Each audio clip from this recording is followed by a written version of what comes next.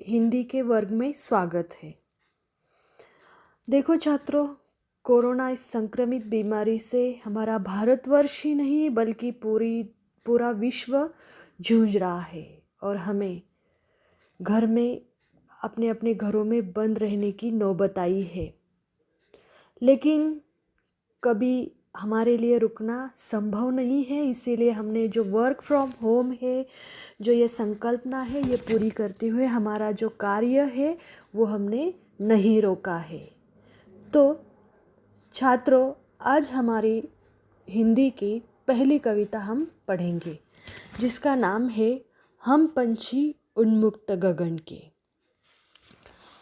आज हम शिवमंगल सिंह की कविता हम पंछी उन्मुक्त गगन के यह कविता जानेंगे। इस कविता के शीर्षक से ही हमें पता चलता है कि पंछी मतलब जो पक्षी है, पक्षियों का भाव व्यक्त करती है और वो बताती है कि पक्षी आकाश में खुश रह सकते हैं।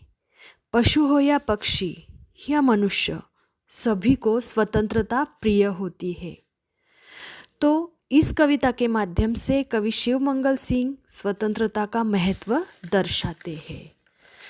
तो जो पहला पद्यांश है वो पढ़ते हैं और उसका भावार्थ समझते हैं, उसका सरल अर्थ समझते हैं। हम पंछी उन्मुक्त गगन के, हम पंछी उन्मुक्त गगन के पिंजरबद्ध न गा पाएंगे। कनक तीलियों से टकराकर पुलकित पंख टूट जाएंगे।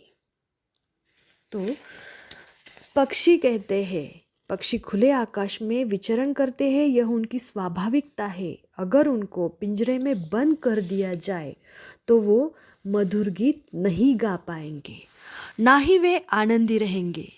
पिंजरे की जो सोने की सलाखों से उनके जो पंख है वो टकरा कर जब वो फड़फड़ाएंगे तो वो टकरा कर उनके पंख टूट जाएंगे।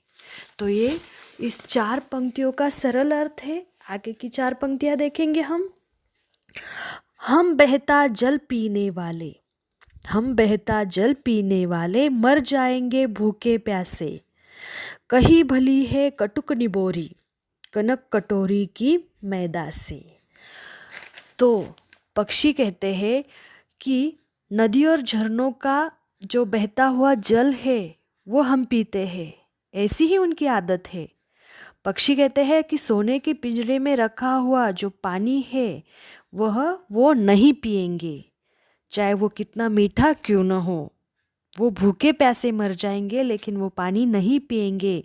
वह स्वतंत्र रहकर, आज़ाद रहकर कड़वी निबोरी खाएंगे, लेकिन गुलामी में रहकर सोने की कटोरे में मिला मैदा या व्यंजन नहीं खाएंगे, क्योंकि गुलामी में रहना किसी को पसंद नहीं है। इसीलिए आगे देखेंगे हम। स्वर्ण श्रृंखला के बंधन में अपनी गति उड़ान सब भूले, स्वर्ण श्रृंखला के बंधन में अपनी गति उड़ान सब भूले। बस सपनों में देख रहे हैं तरु की फुनगी पर के झूले। स्वर्ण श्रृंखला के बंधन मतलब उस जो सोने की जो पिंजड़ा है, उसका जो सलाखे, उसके जो तारे हैं वो सोने के हैं और उसी के कारण, वो बंद होने के कारण क्या हो गया है, वो उड़ना भूल गए हैं। सोने की सलाखों के कारण ना तो वो उड़ पा रहे हैं, ना तो वो पेड़ियों की डाली पर झूम रहे हैं। तो पेड़ियों की डाली पर झूमना, उड़ना उनका एक महज सपना बन चुका है और वे इस कल्पना में ही रह सकते हैं कि कभी वो उस डाली पर झूमेंगे। तरु की फुनगी पर मतलब क्या कि ऊपर की जो वृक्ष के सबसे ऊपर की जो डाली है, जो कोमल है, वहाँ पर उनका जो झूमना है वो एक स्वप्न बनकर रह गया है। तो आगे देखेंगे हम। ऐसे थे अरमान की उड़ते नीले नभ की सीमा पाने, ऐसे थे अरमान की उड़ते नीले नभ की सीमा पाने। लाल किरण सी चोच खोल चुकते तारक अनार के दाने। उनकी इच्छा थी, पक्षियों की क्या इच्छा थी कि वे उड़ते उड़ते नीले आकाश की सीमा नापेंगे। जहाँ तक आकाश का छोर है, जहाँ वो समाप्त होता है वो देखेंगे। उनका सपना था कि वो देखेंगे और उनकी जो किरण के समान जो लाल चोच है, तो उस लाल किरण की चोंच से वो क्या करेंगे, तारे जो है तारों को अनार के दाने समझकर खा जाएंगे। तो गुलामी के जीवन ने उनके सपने को साकार नहीं हो पाएंगे, ना ही वो साकार होंगे। उनकी खुशियाँ छीनी गई है, वो गुलाम बनकर रह जाएंगे। आगे देखेंगे हम क्या कहते हैं कि आगे की जो पंक्तियाँ है उसमें, होती सीमाहीन क्षितिज से इन पंखों की होड़ा होड़ी, होती सीमाहीन क्षितिज से इन पंखों की होड़ा होड़ी, या तो क्षितिज मिलन बन जाता या तंती सांसों की डोरी।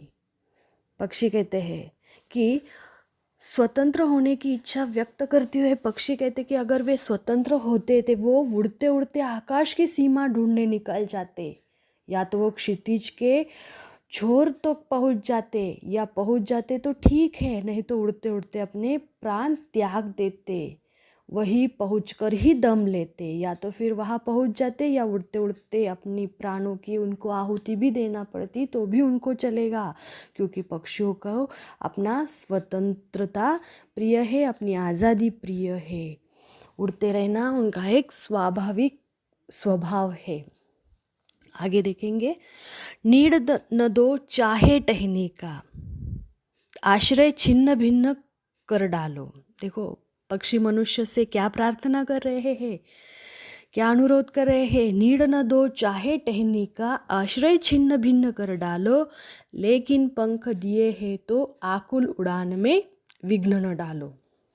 अंत में पक्षी ने मनुष्य से यह प्रार्थना की है कि मनुष्य चाहे उसे घोंसला बनाने न दे, पेड़ की डालियों का उनका ठिकाना नष्ट कर दे, लेकिन ईश्वर ने उड़ने के लिए जो पंख दिए हैं तो उनका जो उड़ने का अधिकार है उनसे ना छीने। तो जो पंख वरदान है उनको पिंजरे में बंद ना करे, उनको स्वतंत्रता से आकाश में उड़ने दो। ऐसे जो पक्षी है वो किसे निवेदन कर रहे हैं, किसे अनुरोध कर रहे हैं, मनुष्य को अनुरोध कर रहे हैं। मुझे लगता है कविता आपको समझ में आई होगी। तो इसका जो कठिन शब्दार्थ है वो देखेंगे हम। उन्मुक्त का अर्थ होता है खुला बंधन रहित, गगन का अर्थ है आकाश, पिंजरबद्ध अर्थात पिंजरे में बंधे हुए, कनक तिलिया इसका अर्थ है सोने की सलाखें, पुलकित इसका अर्थ है प्रसन्न या खुश होना, कटुक मतलब कड़वी, स्वर्ण का अर्थ होता है सोना, श्रृंखला मतलब जंजीर, फुनगी पेड़ का सबसे ऊपर का कोमल भाग, तरु का अर्थ होता है पेड़ या वृक्ष, आश्रय का अर्थ होता है सहारा या ठिकाना, नीड़ का अर्थ होता है घोंसला, आकुल का अर्थ होता है व्याकुल या बेचैन, विघ्न का अर्थ होता है बाधा या रुकावट। तो इस तरीके से जो हमारी पहली कविता है मुझे लगता है आपको समझ में आई होगी, शब्दार्थ भी देखे हमने। तो बाकी जो है अगले वीडियो में देखेंगे। तब तक घर पर ही रहो, खुश रहो, बाय, टेक केयर।